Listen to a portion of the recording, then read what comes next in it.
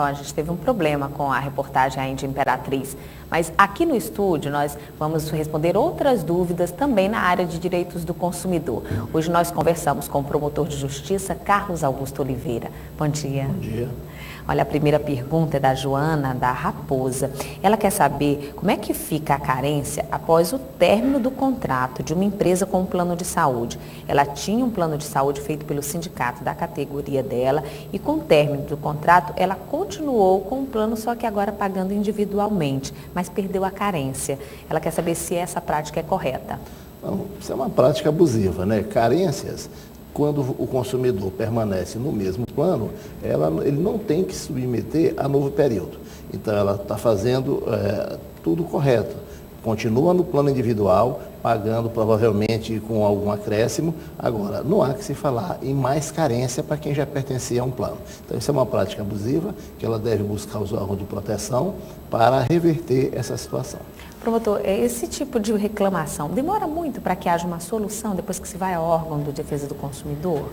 Juliana, a demanda em matéria de consumo sempre é bastante grande, né? A gente sabe que o consumidor, para ele, a sua questão é a mais importante, e é verdade.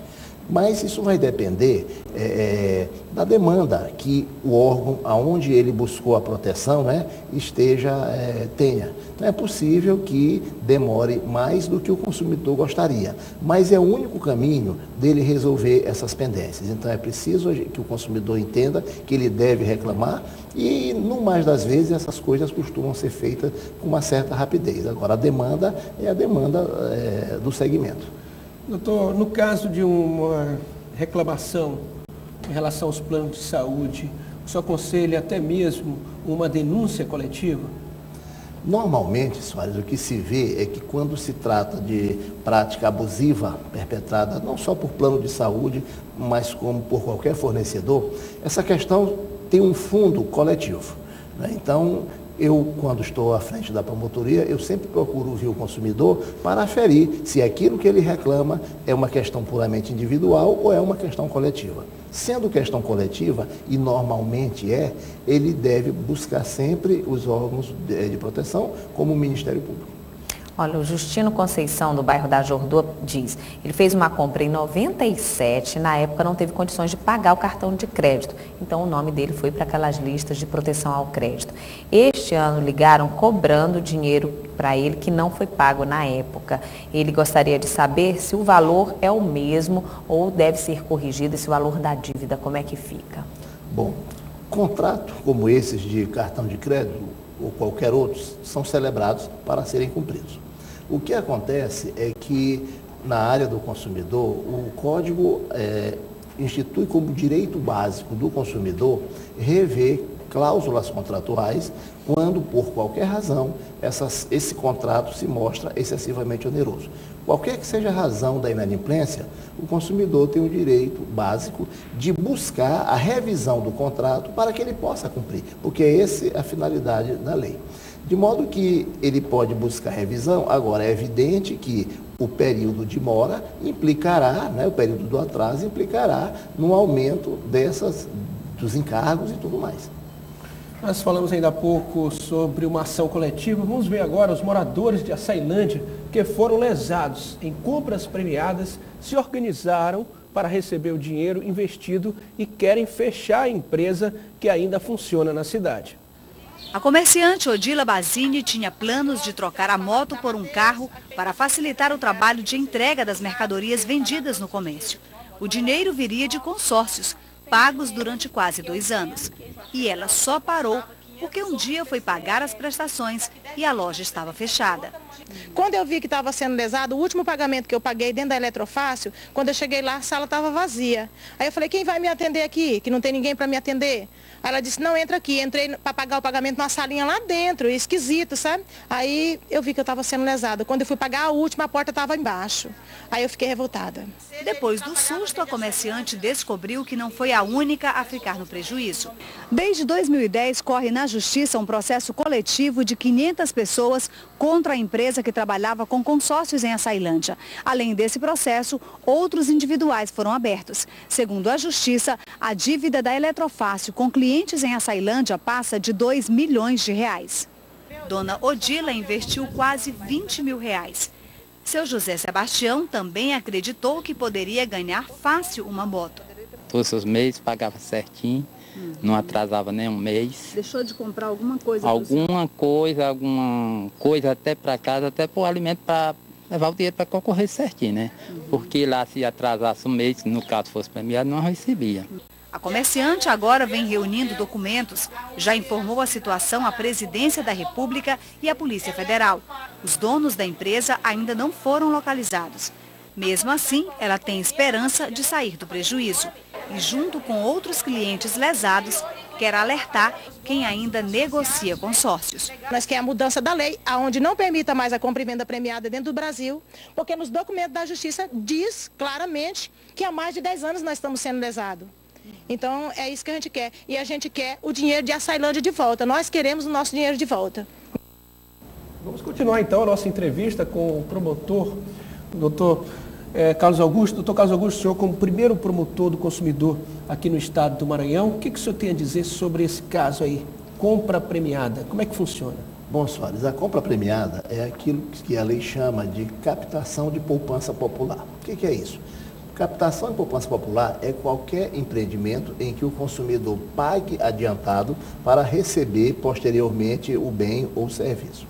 Esse é um tipo, né, dessa atividade. Agora, as empresas que se dedicam a esse tipo de atividade, elas precisam estar autorizadas pelos órgãos de fiscalização do governo, como Receita Federal.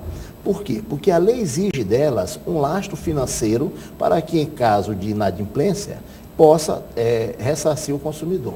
Na prática, não é assim que vem funcionando.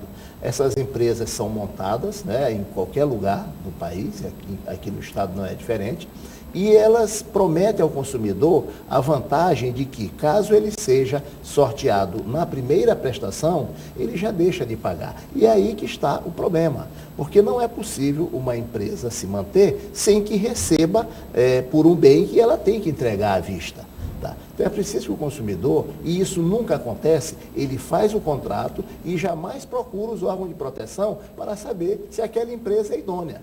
Não, ele só busca uma proteção quando estoura uma situação como essa e nem sempre é fácil resolver. Nesse caso deles que estão em Imperatriz, como devem proceder então, já que, como o senhor disse, não procuraram antes para saber a idoneidade, agora estão com problema? Bom, pelo que eu vi, as providências estão sendo tomadas. Existe um processo criminal que para o consumidor, ele não quer ver o dono da empresa preso, ele quer receber o dinheiro de volta. Esse é o interessante. Mas já há o processo criminal, existe já a providência adotada pela Promotoria do Consumidor, nós vimos isso numa outra matéria. Agora, o fundamental é que quando acontece uma situação dessa natureza, os donos já transferiram todos os bens de suas contas particulares e isso dificulta o valor, dificulta como ressarcir esse prejuízo. Eu acredito que, do ponto de vista legal, as providências estão todas corretas. O problema é dar efetividade a elas, né? E aí ninguém pode garantir que, apesar de tudo isso, essas pessoas vão receber tudo aquilo que pagaram.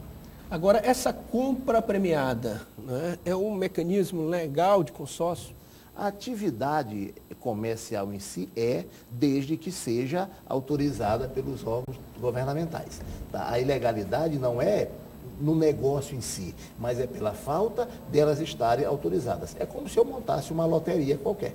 Não é não? A loteria, desde que é autorizada pelo governo, é uma atividade lícita. Então, o grande problema da compra premiada ou qualquer outra atividade, né, é uma coisa bastante simples para nós. Algumas empresas aí de planos funerários funcionam dessa forma. Elas emitem carnês que a pessoa vai pagando ao longo da vida e, às vezes, quando precisa do serviço, né, aí os familiares, há sempre problema. Né? Então, o problema dessa atividade é a falta de autorização, né, de uma regulamentação legal das empresas para que o consumidor, em casos dessa natureza, possa haver as indenizações devidas. Fica então um alerta, o consumidor precisa ter atenção, assim como em outros casos também, muita atenção nessa compra É premiada. verdade, o consumidor tem que saber o seguinte, ninguém dá nada de graça para alguém. Então, se a coisa é muito fácil, desconfie, procure os órgãos de proteção. Eu vou voltar aqui à pergunta da telespectadora Maria de Jesus, do Bequimão. Ela diz que o marido dela tem um cartão de crédito e por problemas financeiros não pôde quitar as dívidas, pagando só o velho mínimo, o valor mínimo. Ligaram para a operadora do cartão, informando se eles não podiam fazer um parcelamento. Mas a operadora disse que não pode aumentar esse valor de parcelamento. Ela pergunta se isso é correto. Veja bem, como eu estava falando há pouco, o consumidor ele tem sempre o direito básico, né, de rever cláusulas contratuais. É evidente que a operadora vai dizer que só pode fazer isso em tantas parcelas. Apesar disto, ela deve buscar aí os juizados do consumidor e fazer valer esse direito, né, de rever a cláusula contratual. Porque o que a lei deseja é que o contrato seja cumprido. Se ela não pode pagar, por exemplo, em 10 parcelas, mas pode pagar em 20, ainda que nas 20 parcelas haja um acréscimo, isso é garantido pelo Código do Consumidor. Ok, a gente agradece a participação hoje, promotor. Eu agradeço e dou um alerta para o consumidor. Não acreditem nas promessas, sobretudo aquelas de ganho fácil, que qualquer fornecedor fizer. É isso mesmo. E para participar do quadro Direitos do Consumidor, mande um e-mail para a produção do Bom Dia Mirante no endereço eletrônico bomdiatv@mirante.com.br ou então ligue depois do programa para 3215-5022. Nós vamos anotar a sua pergunta e em breve um especialista virá ao Bom Dia para respondê-la.